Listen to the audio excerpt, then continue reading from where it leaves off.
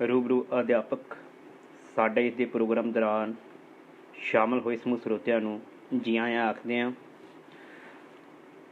ਸਾਡਾ ਅੱਜ ਦਾ ਇਹ ਪ੍ਰੋਗਰਾਮ ਅਧਿਆਪਕ ਸਾਹਿਬਾਨਾਂ ਨੂੰ ਆਪ ਜੀ ਦੇ ਨਾਲ ਰੂਬਰੂ ਕਰਨਾ ਹੈ, ਤਾਂ ਜੋ ਆਪ ਜੀ ਨੂੰ ਇਹ ਦੱਸਿਆ ਜਾਵੇ ਕਿ ਅਧਿਆਪਕ ਸਾਹਿਬਾਨ ਦੇ ਜੀਵਨ ਦੇ ਵਿੱਚ ਆਈਆਂ ਚੁਣੌਤੀਆਂ, ਕੀਤੀ ਹੋਈ ਮਿਹਨਤ ਅਤੇ ਉਹਨਾਂ ਦੇ ਤਜਰਬੇ ਆਪ ਜੀ ਦੇ ਨਾਲ ਸਾਂਝੇ ਕੀਤੇ ਜਾ ਸਕਣ।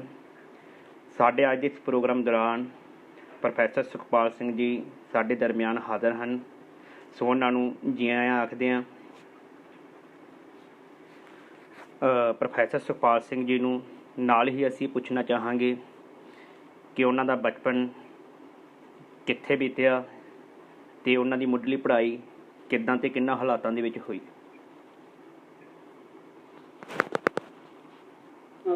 ਹੈਲੋ, ਮੇਰੇ ਵੱਲੋਂ ਸਾਰੇ ਸਰੋਤਿਆਂ ਨੂੰ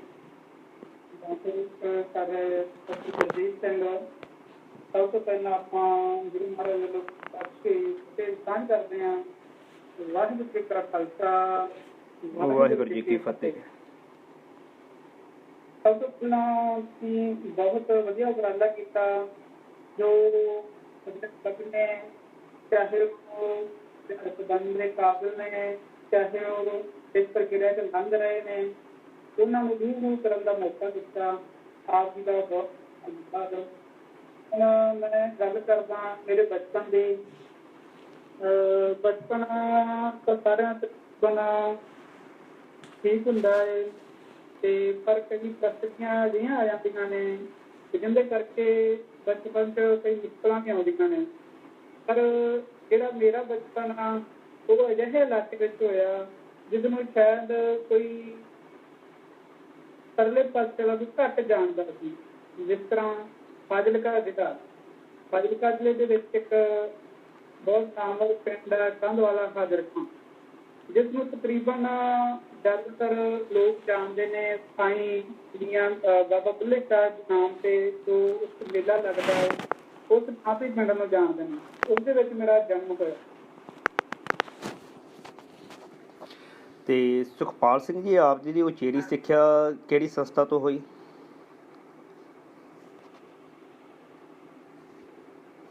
ਮੇਰੀ ਉਚੇਰੀ ਸਿੱਖਿਆ ਪੰਜਾਬੀ ਯੂਨੀਵਰਸਿਟੀ ਪਟਿਆਲਾ। ਜਿਹੜਾ ਮੇਰਾ ਸ਼ੁਰੂਆਤੀ ਸਿੱਖਿਆ ਉਹ ਮੇਰੇ ਪਿੰਡ ਦੇ ਗੌਰਮੈਂਟ ਸਕੂਲ ਤੋਂ ਸ਼ੁਰੂ ਹੋਈ। ਸੈਕੰਡਰੀ ਜਿਹੜੀ ਸਿੱਖਿਆ ਉਹ ਮੇਰੀ ਡਾਕਟਰ ਕਲਾਂ ਪਿੰਡ ਤੋਂ ਸ਼ੁਰੂ ਹੋਈ। ਠੀਕ ਹੈ ਜੀ। ਅਤੇ ਤੁਹਾਡੀ ਹੁਣ ਤੱਕ ਦੀ ਕੁਆਲੀਫਿਕੇਸ਼ਨ ਬਾਰੇ ਸਾਡੇ ਦਰਸ਼ਕਾਂ ਨੂੰ ਤੁਸੀਂ ਰੂਬਰੂ ਕਰਵਾਓ।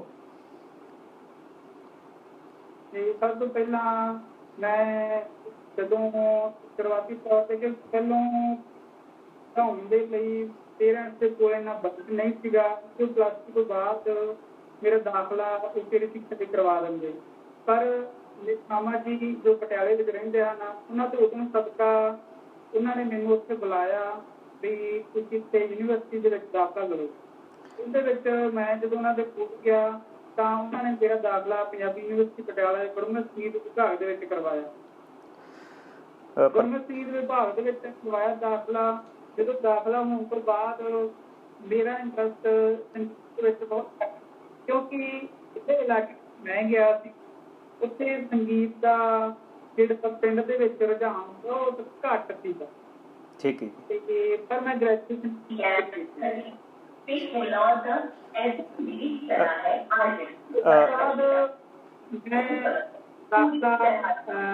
ਰਿਲੀਜੀਅਸ ਸਟੱਡੀ ਦੇ ਵਿੱਚ ਲਿਖਾ ਅਤੇ ਉਸ ਤੋਂ ਬਾਅਦ ਪੜ੍ਹਾਈ ਕੰਟੀਨਿਊ, ਜਿਸਦੇ ਵਿੱਚ ਮੈਂ ਐਂਟਰ ਕਰਨ ਤੋਂ ਬਾਅਦ ਨੈਟ ਕੀਤਾ ਅਤੇ ਮੇਰਾ ਮੁੱਢਲੀ ਸਿੱਖਿਆ ਸੀਗੀ ਅਤੇ ਉਚੇਰੀ ਸਿੱਖਿਆ। ਠੀਕ ਹੈ ਜੀ। ਸੁਖਪਾਲ ਸਿੰਘ ਜੀ, ਤੁਹਾਡਾ ਅਧਿਆਪਨ ਦੇ ਵਿੱਚ ਆਉਣਾ ਇਹ ਸਫ਼ਰ ਕਿੱਦਾਂ ਦਾ ਰਿਹਾ ਔਰ ਕਿੱਥੋਂ ਸ਼ੁਰੂਆਤ ਕੀਤੀ ਤੁਸੀਂ? ਮੇਰਾ ਅਧਿਆਪਨ ਪਹਿਲਾਂ ਸੁਪਨਾ ਸੀਗਾ ਕਿ ਮੈਂ ਇੱਕ ਅਧਿਆਪਕ ਦੇ ਰੂਪ ਵਿੱਚ ਕਿਸੇ ਸੰਸਥਾ ਦੇ ਵਿੱਚ ਜੁਆਇਨ ਕਰਾਂ।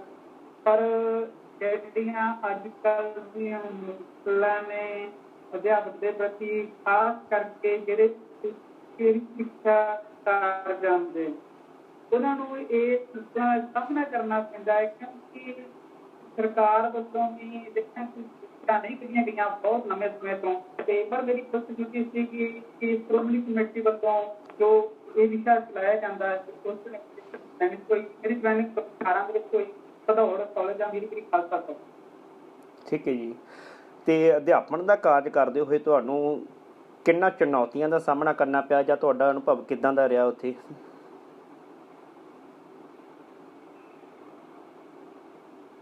ਸਭ ਤੋਂ ਚੁਣੌਤੀਆਂ ਜਿਹੜੀਆਂ ਆਉਣੀਆਂ ਸੀਗੀਆਂ ਉਹਨਾਂ ਬਾਰੇ ਰੂਬਰੂ ਸਾਡੇ ਜਿਹੜੇ ਗਾਈਡ ਸੀਗੇ ਡਾਕਟਰ ਪਰਮੇਸ਼ਰ ਕਪੂਰ, ਉਹਨਾਂ ਨੇ ਕਲਾਸ ਦੇ ਵਿੱਚ ਸਾਨੂੰ ਸਿਖਾ ਦਿੱਤਾ ਸੀਗਾ ਵੀ ਤੁਹਾਨੂੰ ਕਿਹੜੀ ਕਿਹੜੀ ਚੁਣੌਤੀਆਂ ਦਾ ਸਾਹਮਣਾ ਕਰਨਾ ਪੈ ਸਕਦਾ ਹੈ। ਜਦ ਕਿ ਉਹ ਗੱਲ ਸੱਚੀਆਂ ਨਹੀਂ ਹੋਈਆਂ ਜਿਨ੍ਹਾਂ ਦਾ ਸਾਨੂੰ ਪਹਿਲਾਂ ਸਿਖਾਈਆਂ ਗਈਆਂ ਸੀਗੀਆਂ ਵੀ ਤੁਹਾਨੂੰ ਕਿਸ ਤਰ੍ਹਾਂ ਦੀ ਚੁਣੌਤੀਆਂ ਦਾ ਸਾਹਮਣਾ ਕਰਨਾ ਪੈ ਸਕਦਾ ਹੈ। ਉਹ ਚੁਣੌਤੀਆਂ ਜੋ ਕੱਢਣ ਦੀ ਸਾਡੇ ਗਾਈਡ ਜਿਹੜੇ ਬਹੁਤ ਸਹਾਇਕ ਕਰਦੇ। ਠੀਕ ਹੈ ਜੀ।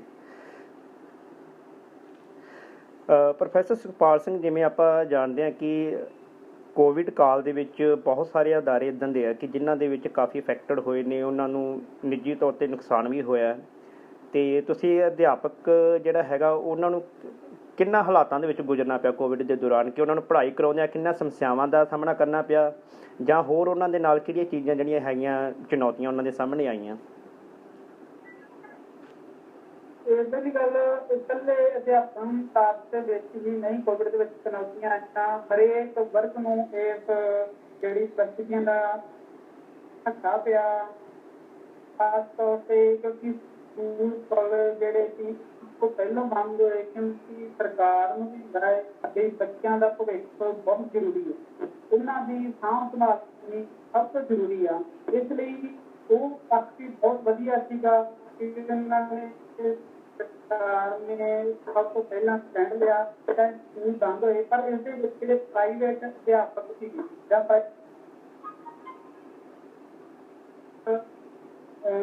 ਮੰਨ ਲਓ ਕਿ ਬੱਚਿਆਂ ਦੇ ਆਸਰੇ ਤੇ ਚੱਲਦੇ ਸੀ ਕਿ ਉਹਨਾਂ ਨੂੰ ਸਰਕਾਰ ਵੱਲੋਂ ਮਾਲੀ ਸਹਾਇਤਾ ਦਾ ਕੋਈ ਅਜਿਹਾ ਪ੍ਰਬੰਧ ਨਹੀਂ ਕੀਤਾ ਗਿਆ, ਇਸ ਕਰਕੇ ਬਹੁਤ ਸਾਰੇ ਜਿਹੜੇ ਅਧਿਆਪਕ ਸੀਗੇ ਜਿਹਨਾਂ ਵਿੱਚੋਂ ਮੈਂ ਵੀ ਹਾਂ ਜਿਸ ਵਿੱਚ ਹੀ ਸ਼ਾਮਲ ਹਾਂ, ਇਹਦੇ ਵਿੱਚ ਹੁਣ ਲਗਭਗ ਬੇਰੁਜ਼ਗਾਰ ਹੋ ਚੁੱਕੇ।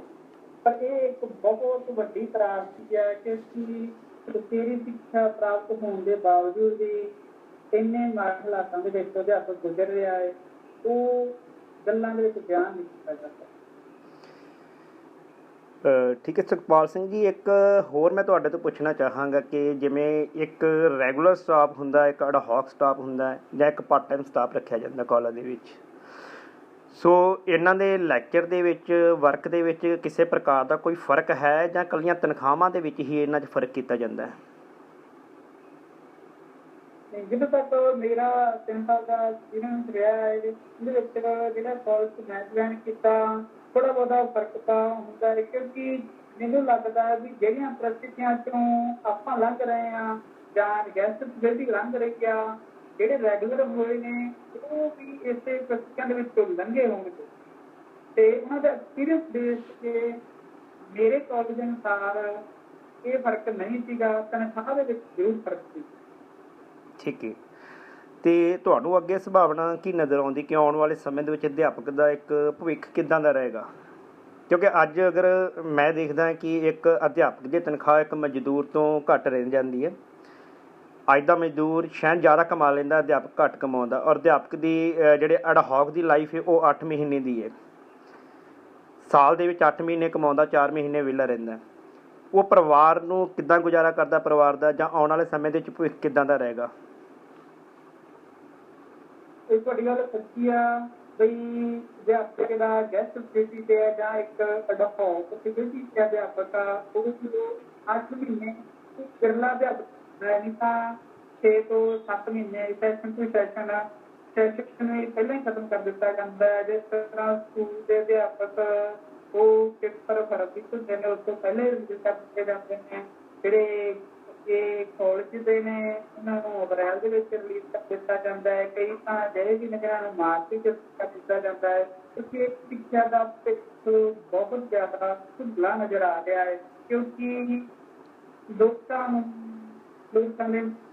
ਦੇ ਪੇਰੈਂਟਸ ਨੂੰ ਇਹ ਵਿਸ਼ਵਾਸ ਨਹੀਂ ਰਹਿ ਗਿਆ ਕਿ ਉਹ ਜਿਹੜੀ ਸਿੱਖਿਆ ਕਰਕੇ ਸਾਡਾ ਬੱਚਾ ਅੱਗੇ ਪੜ੍ਹਾ ਸਕਦਾ ਹੈ ਜਾਂ ਵਧੀਆ ਨੌਕਰੀ ਪ੍ਰਾਪਤ ਕਰ ਸਕਦਾ ਹੈ, ਕਿਉਂਕਿ ਆਪਾਂ ਦੇਖ ਰਹੇ ਹਾਂ ਕਿ ਅੱਜ ਕੱਲ੍ਹ ਬਹੁਤ ਘੱਟ ਗਈਆਂ।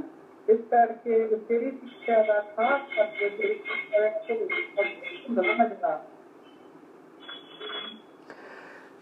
ਜਿਵੇਂ ਸੁਖਪਾਲ ਸਿੰਘ ਜੀ, ਸਾਡੇ ਅੱਜ ਅਸੀਂ ਯੂਨੀਵਰਸਿਟੀਆਂ ਦੇ ਵਿੱਚ ਦੇਖੀਏ, ਕਾਲਜਾਂ ਦੇ ਵਿੱਚ ਦੇਖਦੇ ਹਾਂ ਕਿ ਬਹੁਤ ਸਾਰੇ ਸਾਡੇ ਵਿਦਿਆਰਥੀ ਨੇ ਜਿਹੜੇ MA ਦੇ ਵਿੱਚ ਦਾਖਲਾ ਲੈ ਰਹੇ ਨੇ ਸਿਰਫ ਇਸ ਆਸ 'ਤੇ ਕਿ ਅਸੀਂ ਇੱਕ ਅਧਿਆਪਕ ਬਣ ਕੇ ਸਮਾਜ ਦੀ ਸੇਵਾ ਕਰਾਂਗੇ, ਜਾਂ ਬਹੁਤ ਸਾਰੇ ਬੱਚੇ BEd ਕਰ ਰਹੇ ਨੇ। ਤਾਂ ਤੁਸੀਂ ਉਹਨਾਂ ਨੂੰ ਕੀ ਸੰਦੇਸ਼ ਦੇਣਾ ਚਾਹੋਗੇ ਕਿ ਉਹਨਾਂ ਦਾ ਭਵਿੱਖ ਆਉਣ ਵਾਲੇ ਸਮੇਂ ਦੇ ਵਿੱਚ ਕਿੱਦਾਂ ਦਾ ਰਹੇਗਾ? ਦੇਖੋ, ਜਦੋਂ ਸਾਡਾ ਟਾਈਮ ਸੀ ਤਾਂ ਅਸੀਂ ਦੇਖਿਆ ਕਿ ਅਧਿਆਪਕ ਸਾਹਿਬਾਨ ਸਾਨੂੰ ਜੋ ਸੁਪਨੇ ਦਿਖਾਉਂਦੇ ਰਹੇ, ਲੇਕਿਨ ਉਹ ਕਾਲਜ ਜਦੋਂ ਅਸੀਂ ਗਰਾਊਂਡ ਲੈਵਲ 'ਤੇ ਜਾਂਦੇ ਹਾਂ ਤਾਂ ਸ਼ਾਇਦ ਕੁਝ ਹਕੀਕਤ ਕੁਝ ਹੋਰ ਨਜ਼ਰ ਆਉਂਦੀ ਹੈ। ਅੱਜ ਉਹ ਵਿਦਿਆਰਥੀਆਂ ਨੂੰ ਆਪਣੇ ਭਵਿੱਖ ਬਾਰੇ ਨਹੀਂ ਪਤਾ ਗਾ, ਕਿਉਂਕਿ ਉਹਨਾਂ ਦੇ ਸੁਪਨੇ ਕੁਝ ਹੋਰ ਨੇ। ਤੁਸੀਂ ਉਸ ਦੌਰ ਦੇ ਵਿੱਚ ਨਿਕਲੇ ਹੋਏ ਹੋ, ਤੁਹਾਡਾ ਸੰਦੇਸ਼ ਕੀ ਹੋਏਗਾ ਉਹਨਾਂ ਬੱਚਿਆਂ ਦੇ ਲਈ? ਪਰ ਜਿੱਥੇ ਤੱਕ ਮੇਰਾ ਖਿਆਲ ਆ, ਜੇਕਰ ਆਪਾਂ ਪੜ੍ਹਾਈ ਹਾਇਰ ਐਜੂਕੇਸ਼ਨ ਨਹੀਂ ਕਰਾਂਗੇ ਤਾਂ ਅਸੀਂ ਬਾਅਦ ਤੋਂ ਬੱਤਰ ਵਿੱਚ ਗੁਜ਼ਰ ਸਕਦੇ ਹਾਂ, ਕਿਉਂਕਿ ਜਿਹੜੇ ਆਪਣੇ ਹੱਕ ਨੇ ਉਹ ਆਪਾਂ ਨੂੰ ਇੱਕ ਸਿੱਖਿਆ ਹੀ ਦਿਵਾ ਸਕਦੀ ਆ। ਆਪਾਂ ਅਨਪੜ੍ਹ ਰਹਿ ਕੇ ਜਾਂ ਉਚੇਰੀ ਸਿੱਖਿਆ ਪ੍ਰਾਪਤ ਨਾ ਕਰਕੇ ਇਹਨਾਂ ਤੋਂ ਜਿਹੜੇ ਅੱਜ ਹਾਲਾਤ, ਇਹਨਾਂ ਤੋਂ ਵੀ ਮਾੜੇ ਹਾਲਾਤਾਂ ਵਿੱਚ ਗੁਜ਼ਰ ਸਕਦੇ। ਇਸ ਲਈ ਜਿਹੜੇ ਵਿਦਿਆਰਥੀ ਸੋਚਦੇ ਨੇ ਵੀ ਆਪਣਾ ਪਲੱਸ ਟੂ ਕਰਨ ਤੋਂ ਬਾਅਦ ਜਾਂ 10ਵੀਂ ਕਰਨ ਤੋਂ ਬਾਅਦ ਕੋਈ ਬਣਦਾ ਨਹੀਂ, ਅੱਗੇ ਕੁਛ ਜੋਬ ਨਹੀਂ, ਕੁਝ ਨਹੀਂ ਬਣਦਾ, ਸਰਕਾਰ ਜੋਬ ਨਹੀਂ ਕੱਢ ਰਹੀ। ਅਜਿਹਾ ਪੱਖ ਚੁੱਕਿਆ ਕਿ ਸਿੱਖਿਆ ਕੇਵਲ ਨੌਕਰੀ ਦੇ ਵਾਸਤੇ ਨਹੀਂ, ਉਸ ਨੂੰ ਸਮਾਜ ਦੇ ਸੁਧਾਰ ਦੇ ਲਈ ਵੀ ਜ਼ਰੂਰੀ ਹੈ। ਇਸ ਲਈ ਜੇਕਰ ਆਪਾਂ ਪੜ੍ਹਾਂਗੇ ਨਹੀਂ ਤਾਂ ਆਪਾਂ ਸਮਾਜ ਸੁਧਾਰ ਸਕਦੇ ਹਾਂ। ਵਿਦਿਆਰਥੀਆਂ ਨੂੰ ਖਾਸ ਕਰਕੇ ਇਹੀ ਹਦਾਇਤ ਆ ਕਿ ਉੱਚੀ ਸਿੱਖਿਆ ਜ਼ਰੂਰ ਪ੍ਰਾਪਤ ਕਰਨ, ਚਾਹੇ ਉਹ ਜੋਬ ਕਰਨੀ ਚਾਹੁੰਦੇ ਨੇ, ਚਾਹੇ ਉਹ ਜੋਬ ਨਹੀਂ ਕਰਨੀ ਚਾਹੁੰਦੇ, ਪਰ ਇਹ ਆਪਣਾ ਸਿੱਖਿਆ ਇੱਕ ਮੁੱਢਲਾ ਅਧਿਕਾਰ ਆ ਤੇ ਜਿਹੜਾ ਆਪਾਂ ਨੂੰ ਪ੍ਰਾਪਤ ਕਰਨਾ ਬਹੁਤ ਜ਼ਰੂਰੀ ਆ। ਤਾਂ ਹੀ ਅਸੀਂ ਅਜਿਹੀਆਂ ਮਾੜੀਆਂ ਪ੍ਰਸਥਿਤੀਆਂ ਤੋਂ ਉੱਭਰ ਸਕਦੇ। ਸੁਖਪਾਲ ਸਿੰਘ ਜੀ, ਇੱਕ ਗੁਰਬਾਣੀ ਦੇ ਵਿੱਚ ਵੀ ਭਗਤ ਸਾਹਿਬਾਨ ਨੇ ਕਿਹਾ ਕਿ ਭੁੱਖੇ ਭਗਤ ਨਾ ਕੀਜੇ ਜੇ ਮਾਲਾ ਆਪਣੀ ਲੀਜੇ। ਤਾਂ ਜਦ ਤੱਕ ਪੇਟ ਦੀ ਕਿਤੇ ਪੂਰਤੀ ਨਹੀਂ ਹੋਏਗੀ ਉਦੋਂ ਤੱਕ ਅਸੀਂ ਸਮਾਜ ਦੇ ਵਿੱਚ ਸੇਵਾ ਵੀ ਕਿਵੇਂ ਕਰ ਸਕਦੇ ਹਾਂ? ਪਰ ਜਿਸ ਤੱਕ ਮੈਂ ਕਹਿ ਰਿਹਾ ਬਈ ਜਿੰਨਾ ਚਿਰ ਸਮਾਜ ਪੜ੍ਹਿਆ ਲਿਖਿਆ ਨਹੀਂ ਹੁੰਦਾ ਉਹਨਾਂ ਚਿਰ ਰੁਜ਼ਗਾਰ ਵੀ ਨਹੀਂ ਆ ਸਕਦੇ। ਜਦੋਂ ਅਸੀਂ ਪੜ੍ਹਦੇ ਨਹੀਂ ਸਾਨੂੰ ਅਧਿਕਾਰਾਂ ਦਾ ਕਿੱਥੋਂ ਪਤਾ ਲੱਗੂਗਾ? ਜਿਹੜੇ ਆਪਣੇ ਸਿਰ ਤੇ ਬੈਠੇ ਨੇ ਉਹਨਾਂ ਨੂੰ ਅਧਿਕਾਰਾਂ ਬਾਰੇ ਪੜ੍ਹਾਈ ਦੇ ਨਾਲ ਨਾਲ ਰੁਜ਼ਗਾਰ ਵੀ ਚਾਹੀਦਾ ਹੈ। ਜੇ ਆਪਾਂ ਪੜ੍ਹਾਂਗੇ ਤਾਂ ਹੀ ਆਪਾਂ ਰੁਜ਼ਗਾਰ ਮੰਗ ਸਕਦੇ ਹਾਂ। ਜੇ ਆਪਾਂ ਉਸ ਲੈਵਲ ਤੇ ਨਾ ਪਹੁੰਚੇ ਤਾਂ ਆਪਾਂ ਕਿਸ ਰੁਜ਼ਗਾਰ ਮੰਗ ਸਕਦੇ? ਪ੍ਰੋਫੈਸਰ ਸਾਹਿਬ, ਇੱਕ ਇਹ ਦੱਸੋ ਕਿ ਤੁਸੀਂ ਜਿਵੇਂ ਅੱਜ ਦੇ ਹਾਲਾਤ ਦੇਖੇ ਨੇ ਕਿ ਇੱਕ ਕੰਟਰੈਕਟ ਵਾਲੇ ਦੇ, ਗੈਸਟ ਫੈਕਲਟੀ ਦੇ, ਜਾਂ ਤੁਸੀਂ ਉਹਨਾਂ ਦੇ ਸੰਬੰਧ ਦੇ ਵਿੱਚ ਸਾਡੀਆਂ ਦੀਆਂ ਮਤਲਬ ਜਿਹੜੀਆਂ ਸੰਸਥਾਵਾਂ ਨੇ ਉਹਨਾਂ ਨੂੰ ਕੀ ਸੰਦੇਸ਼ ਦੇਣਾ ਚਾਹੋਗੇ ਕਿ ਇਹਨਾਂ ਬਾਰੇ ਕੁਝ ਸੋਚਿਆ ਜਾਵੇ? ਤਾਂ ਕਿਸ ਰੂਪ ਦੇ ਵਿੱਚ ਤੁਸੀਂ ਉਹਨਾਂ ਨੂੰ ਸੰਦੇਸ਼ ਦੇਣਾ ਚਾਹੋਗੇ? ਪਰ ਅੱਜ ਕੱਲ੍ਹ ਦੀਆਂ ਸੰਸਥਾਵਾਂ ਵੀ ਤੁਹਾਨੂੰ ਪਤਾ ਵੀ ਮਾੜੇ ਦੌਰ ਵਿੱਚ ਗੁਜ਼ਰ ਰਹੀਆਂ ਨੇ, ਕਿਉਂਕਿ ਜਿਹੜੇ ਵਿਦਿਆਰਥੀਆਂ ਦਾ ਰੁਝਾਨ ਆ ਉਹ ਫੋਰਨ ਕੰਟਰੀਆਂ ਵੱਲ ਹੋ ਗਿਆ। ਖਾਸ ਤੌਰ ਤੇ ਪਲੱਸ ਟੂ ਕਰਦੇ ਮੰਨ ਲਓ ਕਿ 10 ਬੱਚੇ ਪਲੱਸ ਟੂ ਕਰਦੇ ਨੇ, ਉਹਨਾਂ ਦੇ ਵਿੱਚੋਂ 2 ਜਾਂ 3 ਹੀ ਸਟੂਡੈਂਟ ਨੇ ਜਿਹੜੇ ਅੱਗੇ ਗ੍ਰੈਜੂਏਸ਼ਨ ਦੇ ਵਿੱਚ ਭੱਜਦੇ ਨੇ, ਤੇ ਉਹ ਉਹਨਾਂ ਦਾ ਇਹੀ ਸੁਪਨਾ ਹੈ ਕਿ ਬਾਹਰ ਜਾ ਕੇ ਹੀ ਸਾਡਾ ਕੁਝ ਬਣ ਸਕਦਾ, ਇੱਥੇ ਰਹਿ ਕੇ ਸਾਡਾ ਕੁਝ ਨਹੀਂ ਬਣ ਸਕਦਾ। ਇਸ ਕਰਕੇ ਸੰਸਥਾਵਾਂ ਨੂੰ ਇਹ ਸੋਚਣਾ ਚਾਹੀਦਾ ਹੈ ਬਈ ਉਹਨਾਂ ਨੂੰ ਰੁਜ਼ਗਾਰ ਪੈਦਾ ਕਰਨੇ ਚਾਹੀਦੇ ਨੇ, ਜਿਸ ਦੇ ਨਾਲ ਆਉਣ ਵਾਲਾ ਯੂਥ ਐਜੂਕੇਸ਼ਨ ਵੱਲ ਹੋਵੇ ਤੇ ਉਹ ਪੜ੍ਹ ਕੇ ਆਪਣਾ ਨਾਮ ਰੋਸ਼ਨ ਕਰੇ ਤੇ ਦੇਸ਼ ਦਾ ਵੀ ਨਾਮ ਰੋਸ਼ਨ ਕਰੇ। ਸੁਖਪਾਲ ਸਿੰਘ ਜੀ, ਜਿਵੇਂ ਬੱਚਿਆਂ ਦਾ ਰੁਝਾਨ ਬਾਹਰ ਵੱਲ ਜ਼ਿਆਦਾ ਹੋ ਰਿਹਾ ਤੇ ਅਸੀਂ ਪੰਜਾਬ ਦੇ ਭਵਿੱਖ ਨੂੰ ਵੀ ਕਿਸ ਨਜ਼ਰ ਨਾਲ ਦੇਖਦੇ ਹਾਂ ਕਿ ਆਉਣ ਵਾਲੇ ਸਮੇਂ ਦੇ ਵਿੱਚ ਪੰਜਾਬ ਕਿੱਦਾਂ ਦਾ ਹੋਵੇਗਾ?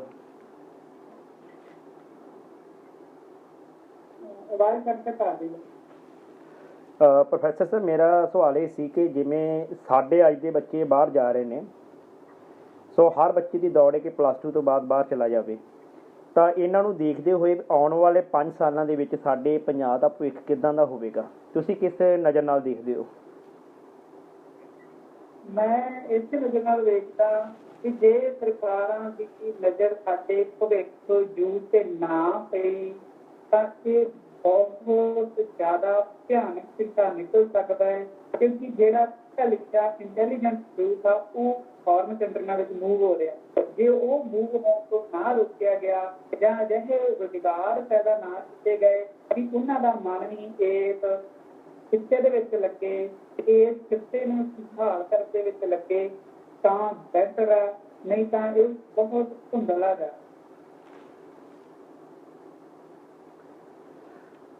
ਇਸ ਦੇ ਨਾਲ ਅਗਰ ਆਪਾਂ ਕਹੀਏ ਕਿ ਤੁਹਾਡਾ ਮੈਸੇਜ ਗੌਰਮੈਂਟ ਤੱਕ ਅਗਰ ਪਹੁੰਚਾਉਣਾ ਚਾਹੀਏ ਤਾਂ ਕਿੱਦਾਂ, ਕੀ ਮੈਸੇਜ ਹੋਏਗਾ ਤੁਹਾਡਾ?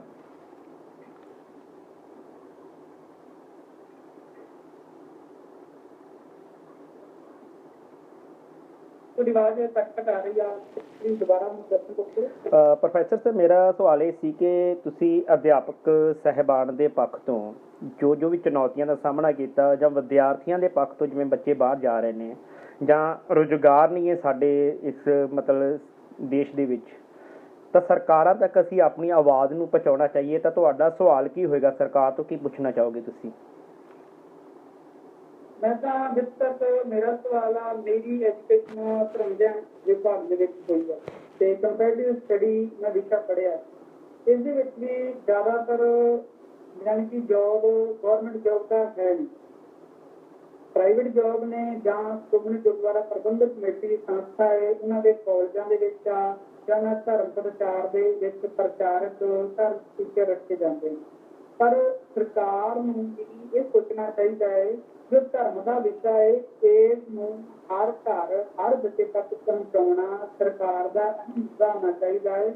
ਜਿਹੜੇ ਆਪਾਂ ਆਮ ਹੀ ਗੱਲ ਸੁਣਦੇ ਹਾਂ, ਜਿਹੜੀ ਲੜਾਈਆਂ ਧਰਮ ਕਰਵਾਉਂਦਾ ਹੈ, ਪਰ ਜਿੰਨਾ ਚਿਰ ਕੋਈ ਬੱਚਾ ਧਰਮ ਬਾਰੇ ਗਿਆਨ ਹਾਸਲ ਨਹੀਂ ਕਰਦਾ ਉਹਨਾਂ ਚਿਰ ਇਹ ਲੜਾਈਆਂ ਕਦੇ ਵੀ ਖਤਮ ਨਹੀਂ ਹੋ ਸਕਦੀਆਂ।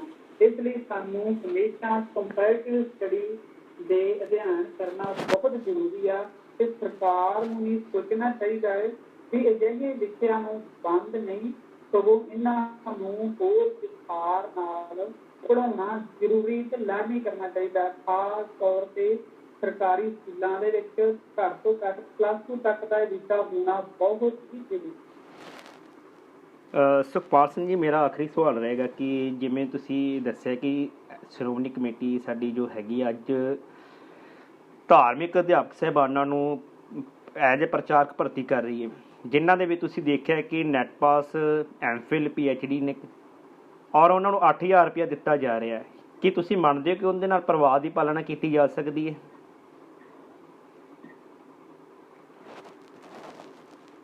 ਜਿਸ ਤੱਕ 8,000 ਰੁਪਏ ਦੀ ਗੱਲ ਆ, ਇਸ ਨਾਲ ਪਰਿਵਾਰ ਦੀ ਪਾਲਣਾ ਤਾਂ ਨਹੀਂ ਕੀਤੀ ਜਾ ਸਕਦੀ। ਇਸ ਲਈ ਸ਼੍ਰੋਮਣੀ ਕਮੇਟੀ ਨੂੰ ਵੀ ਸੋਚਣਾ ਚਾਹੀਦਾ ਹੈ ਕਿ ਉਸਦੀ ਕੁਆਲਿਟੀ ਦੇਣਾ ਜ਼ਰੂਰੀ ਬਣਦਾ ਹੈ ਤੇ ਇਸ ਲਈ ਪ੍ਰਧਾਨ ਸਾਹਿਬ ਨੂੰ ਬੇਨਤੀ ਕਰਨੀ ਚਾਹੀਦੀ ਹੈ ਰਲ ਕੇ ਵੀ ਕੁਝ ਨਾ ਕੁਝ ਐਜੂਕੇਸ਼ਨ ਲੈਵਲ ਦੇ ਹਿਸਾਬ ਨਾਲ ਹੀ ਪੇ ਜਾਂ ਭੱਤਾ ਦੇਣਾ ਬਹੁਤ ਜ਼ਰੂਰੀ ਬਣ। ਸੋ ਇਹ ਸਾਡੇ ਪ੍ਰੋਫੈਸਰ ਸੁਖਪਾਲ ਸਿੰਘ ਜੀ, ਜਿਨ੍ਹਾਂ ਨੇ ਆਪਣੇ ਜੀਵਨ ਦੇ ਤਜਰਬੇ ਸਾਡੇ ਨਾਲ ਸਾਂਝੇ ਕੀਤੇ, ਜਿਨ੍ਹਾਂ ਨੇ ਦੱਸਿਆ ਕਿ ਅਧਿਆਪਕ ਕਈ ਤਰਾਸਦੀਆਂ ਦੇ ਵਿੱਚੋਂ ਗੁਜ਼ਰਦਾ ਹੈ। ਅਧਿਆਪਕ ਨੂੰ ਕਈ ਚੁਣੌਤੀਆਂ ਦਾ ਸਾਹਮਣਾ ਵੀ ਕਰਨਾ ਪੈਂਦਾ ਹੈ। ਸਾਲ ਦੇ ਵਿੱਚ 8 ਮਹੀਨੇ ਜੋਬ ਕਰਨੀ ਪੈਂਦੀ ਹੈ, ਪੱਕੇ ਅਧਿਆਪਕ ਦੇ ਮੁਕਾਬਲੇ ਘੱਟ ਤਨਖਾਹ ਵੀ ਲੈਣੀ ਪੈਂਦੀ ਹੈ, ਲੇਕਿਨ ਮਿਹਨਤ ਉਹਨਾਂ ਦੀ ਬਹੁਤ ਜ਼ਿਆਦਾ ਹੁੰਦੀ ਹੈ। ਜਿਵੇਂ ਸ਼੍ਰੋਮਣੀ ਕਮੇਟੀ ਦੀ ਵੀ ਗੱਲ ਕੀਤੀ ਕਿ 8,000 ਰੁਪਇਆ ਇੱਕ PhD ਪਾਸ ਨੂੰ ਨੈਟ ਕੁਆਲੀਫਾਈ JRF ਨੂੰ ਦਿੱਤਾ ਜਾ ਰਿਹਾ, ਜਦ ਕਿ ਇੱਕ ਬੰਦੇ ਦਾ ਖਰਚਾ 8,000 ਦੇ ਵਿੱਚ ਨਹੀਂ ਨਿਕਲਦਾ। ਪਰਿਵਾਰ ਪਾਲਣਾ ਬਹੁਤ ਹੀ ਮੁਸ਼ਕਿਲ ਹੋ ਜਾਂਦਾ ਹੈ। ਸੋ ਇਹਨਾਂ ਦਾ ਮੈਸੇਜ SCPC ਪ੍ਰਧਾਨ ਤੱਕ ਵੀ ਸੀ, ਸਰਕਾਰਾਂ ਤੱਕ ਵੀ ਸੀ ਕਿ ਪੜ੍ਹੇ ਲਿਖੇ ਜਿਹੜੇ PhD ਪਾਸ ਨੇ, MPhil ਨੇ, ਨੈਟ ਕੁਆਲੀਫਾਈ ਨੇ, ਉਹਨਾਂ ਬਾਰੇ ਕੁਝ ਸੋਚਿਆ ਜਾਵੇ। ਸੋ ਅਸੀਂ ਇਹਨਾਂ ਦਾ ਬਹੁਤ ਧੰਨਵਾਦ ਕਰਦੇ ਹਾਂ ਜਿਨ੍ਹਾਂ ਨੇ ਆਪਣਾ ਕੀਮਤੀ ਸਮਾਂ ਸਾਨੂੰ ਸਾਡੇ ਅੱਜ ਦੇ ਪ੍ਰੋਗਰਾਮ ਦੌਰਾਨ ਦਿੱਤਾ। ਬਹੁਤ ਬਹੁਤ ਧੰਨਵਾਦ ਪ੍ਰੋਫੈਸਰ ਸੁਖਪਾਲ ਸਿੰਘ ਜੀ। ਵਾਹਿਗੁਰੂ ਜੀ ਕਾ ਖਾਲਸਾ, ਵਾਹਿਗੁਰੂ ਜੀ ਕੀ ਫਤਿਹ।